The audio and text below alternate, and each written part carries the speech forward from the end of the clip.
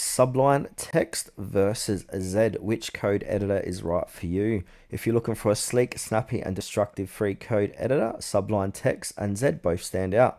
Sublime Text has been a developer favorite for over a decade due to its speed and extensibility. Zed, on the other hand, is a newer player built by creators of Atom and GitHub codespaces, focusing on collaboration, performance, and minimalism. Here's how they compare in real-world use.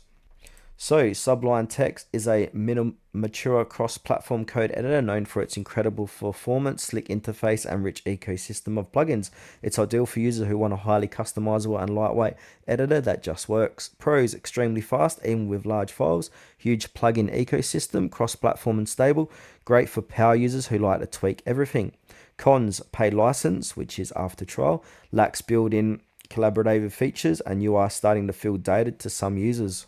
Okay, next we got Zed. So Zed is a new open source code editor built in Rust. It aims to be a next gen alternative with lightning fast performance and deep multiplayer collaboration features. Its design is ultra minimalist, emphasizing focus on low latency coding, even in teams.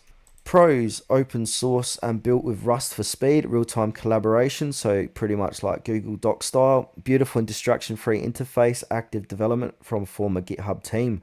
Drawbacks: still in early development, missing some plugins features, fewer extensions and language tools than Sublime. Not yet ideal for heavy solo workflows or niche dev environments.